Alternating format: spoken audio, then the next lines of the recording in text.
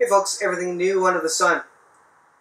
I've been waiting to do this video for a while, and I've had kind of a script written out for a while to do this one, and I just haven't had a chance. I haven't had a downtime, an opportunity. Forewarning, you're probably going to hear some road noise. Hopefully there won't be too much interruption. But what I'm doing is I'm sitting in my 1965 Airstream. It's in the middle of a restore phase, as you can see by the table. Like the most recent video I did on my channel as of the date that I'm uploading this video was that I got the table working. And so I'm going to sit behind the table for the first time and record a video. And I have my computer here because I had a bunch of notes about what I've done in terms of restoring this. And just some tips, I think, in terms of finding a camper to restore, whether it be a bowler, an Airstream, or some other type of vintage camper that you want to do. And it probably does boil down to one little tip, but we'll get there. So this video is how to find and fix a classic camper.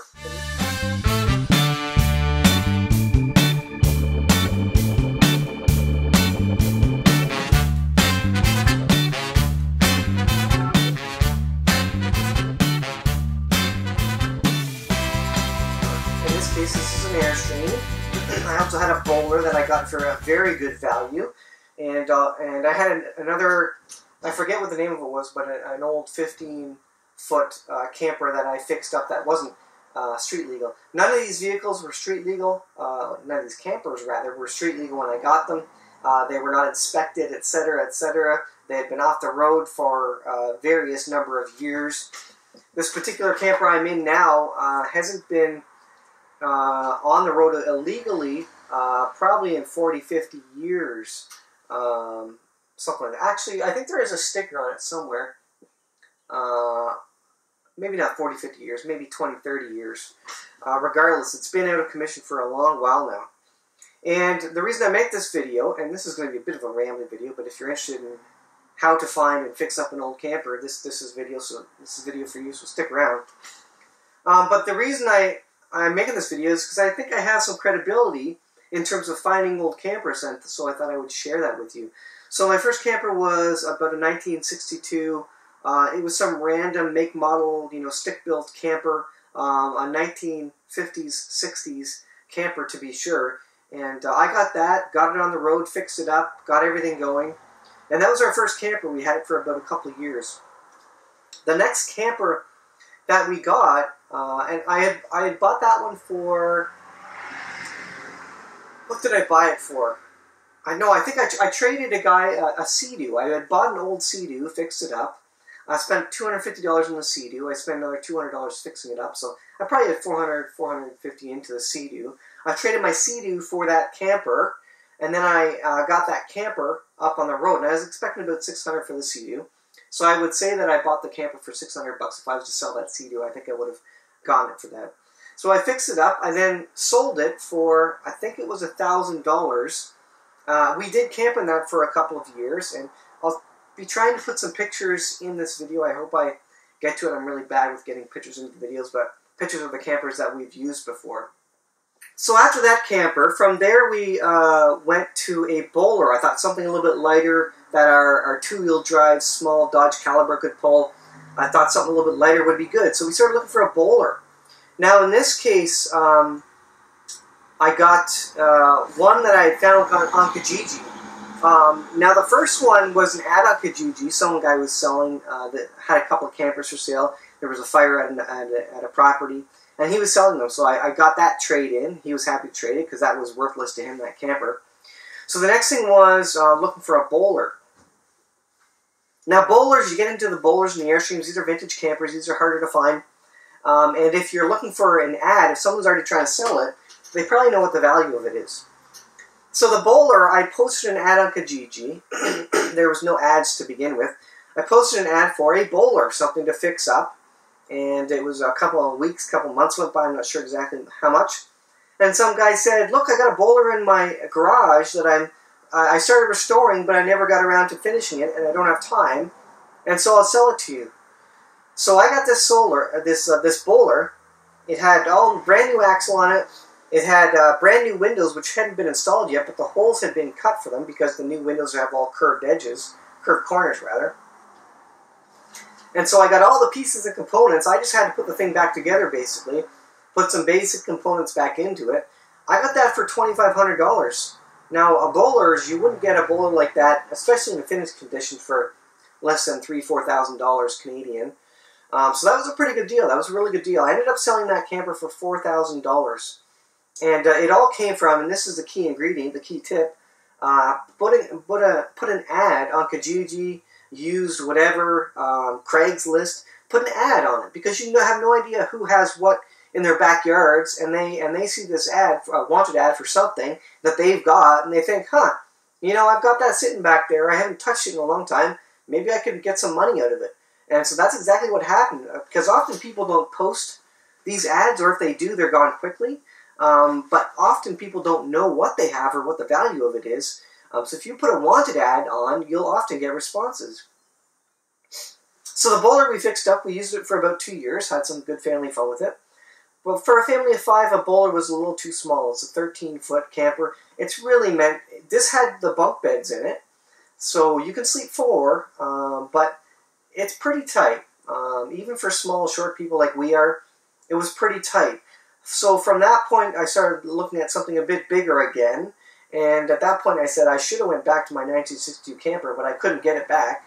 That was a 15-foot, and there was good room in there for a family of 5. Like I said, the 1977 bowler was a bit too small. But like I say, we got that for $2,500. I probably put $1,000 into it, and I got $4,000 out of it. So I made about $500 on that deal. So then we were looking for something larger, and I've always wanted an Airstream, and that's when we moved to today. Well, I put an ad on Kijiji again saying, look, if you have a beat-up old Airstream in your backyard, let me know what you have and what you want for it, and we'll talk. Because there's no Airstreams on, Kijiji, Craigslist, etc. in this area. I don't think we have Craigslist, but there was no Airstreams. People don't advertise them, and if they do advertise them, they're expensive, or they're sold very fast. So the best way to do it is put the wanted ad up there and see what bites you get. In this case, I had the wanted ad up for a couple of weeks, and this young guy said, you know what, my uncle's got one in a field. It's just sitting there, wasting away, not doing anything. Do you want to come have a look at it? And I said, yeah, absolutely. So I went and I had a look at it, and I got this for, I think, $2,000. It needed some work, and this is what scares off most people. If you're willing to do a little bit of work, then you're going to get probably a deal on a camper. So this needed a bit of work. I haven't got it on the road yet. It's not legal. It's getting close. The interior is getting done. Watching my whole playlist of videos. And I got this for about $2,000 as well. This guy could have probably, if he had thought about it, if he knew it was worth worth some money. And I think he knew it was worth some money. He just hadn't been triggered to the point of saying, oh, you know what, I should go sell that. I should put an ad up for it. Well, so I got about $2,000. He probably could have put an ad on Kijiji and had multiple bids for it, and probably could have got $3,000-$4,000 out of it, even as is. With there's a couple colonies of ants in the back. But the back part was rotten. It was leaking. The window was smashed. Even with all that, because of the Airstream, because it's an Airstream, its bones, the aluminum is good. There's no big dents in it. So he could have sold it for that or more, probably, if he understood the value of it. But again, it came from a wanted ad on your local buy-sell channel, and you never know who's going to email you saying, look, I got this in my backyard, all I want is this for it, or give me an offer and I'll think about it.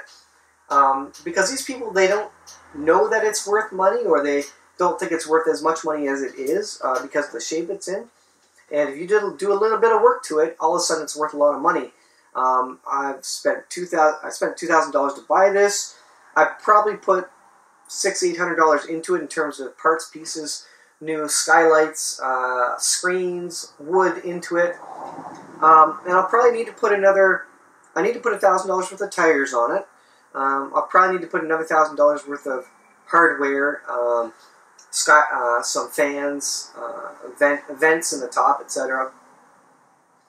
So I probably will have put into it about $4,000 to $5,000 when I'm done, when it's fully legal on the road, new tires, brakes work, everything, I will have put about $4,000 is what I'm thinking, $4,500 by the time it's said and done, and I could turn around and sell this for $6,000. I think no problem.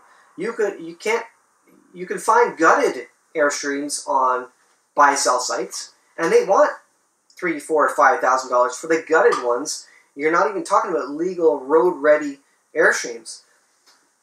And this is a nice vintage one, so as long as it's fairly clean inside and ready to go, $6,000 is probably nothing in terms of how much I could get for this. So I think that works out really well. Again, the wanted ad. I got all my campers effectively, well, the last two anyways, the Bowler and the Airstream, through wanted ads, because you never know what people have. And if they already have an ad on a site, they know what they want for it, so you're not going to get a deal necessarily. So how to find them? Well, check your buy-sell sites, but more importantly, put a wanted ad saying, I saw something in the back of your yard. Put a wanted ad saying, what do you have in the back of your yard?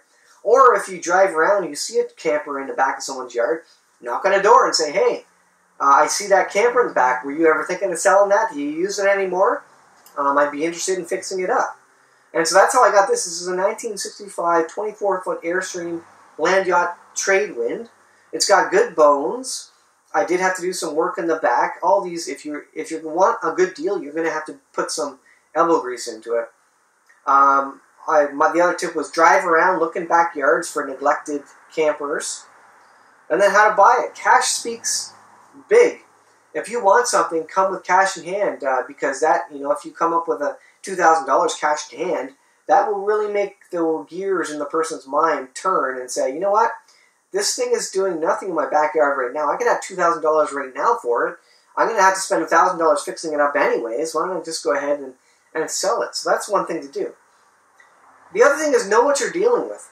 Does the camper come with papers? Often if it's in the back of a field rotting away, there is likely not to be any papers for it, so you have to go down to the local motor vehicles department and get all that worked out. And it's a hassle. I had to get photographs. I had to have an inspector come look at the camper because they wanted to make sure it wasn't a stolen camper and that I was just trying to manufacture papers so that I could resell it. They look for serial numbers, so there's hoops to jump through. But as long as you're willing to do a little bit of legwork, you can get a really good deal. So what I said is, if you pay $2,000 for a camper, are you willing to put another $2,000 into it? $5,000, $10,000 to make it roadworthy? You wouldn't need $10,000. I would say you'd max it out at $5,000, especially for this camper, to get it roadworthy. I'm not too fussy on the interior, so I'm not going to spend $10,000 building up the interior. I could if I wanted, but just to get roadworthy, it only takes $1,000, $2,000. In this case, I need $1,000 worth of tires because they're old tires and rims. So that's kind of the biggest bulk expense at one time to get this thing going. So to the part of fixing, how do you start a project like this if you're going to do it? Well, you start by just clearing it out. Just start pulling stuff out of it. Pull all the loose stuff out, give it a good vacuum, and then take a list. What needs to be repaired on it immediately to get it roadworthy. What do you want repaired on it before you'll actually camp in it? And then from there, what is the threshold to where you want it to be? You don't have to have it 100% immaculate, perfectly restored before you start camping in it. So the threshold to actually just start camping in it is a lot lower than where you may want to be in 5 or 10 years in terms of actually restoring it. So that lowers your overhead quite a bit if you want to start there. And then, if you have friends that are interested in working on some vintage stuff, campers, or if they have tools you can borrow, welders, etc., make use of them. In my case, I have a welder. I bought a welder years ago. The welder comes in super handy. It's all about, having the right tools for the job. If you have the right tools, you can get the job done a lot more quickly and cheaply. And so the right tools is a key piece to having it. I think that was it. So to sum up, I guess, I think I had the experience. I've bought an old 1962 camper. I restored it, got it on the road. I got a Bowler camper for cheap. I restored it. I put it on the road, and we camped in it. We camped in all our campers. Now I have a 1965 Airstream. I'm restoring it. We will camp in it next year, and that's the plan. And I don't see anything that would prevent us from doing that. And so I think I have some credibility when it comes to it. And you know what? The trick here, go on your local buy-sell site, put a wanted ad, let them know what you're after, and you wait long enough, there'll be someone who says, you know what, I have this in my backyard, are you interested in looking at it? And then it comes down to the dealing. You deal with the person, say, you know what, it's going to cost me this much to fix it, so this is how much I can offer at this point. And just wait, just be patient, because there's always someone who will come out of the woodwork at some point in time, or one of your friends will see it and say, you know what, I have this neighbor, they have an Airstream in the back of their property, you should go talk to them. And that's really how you find it.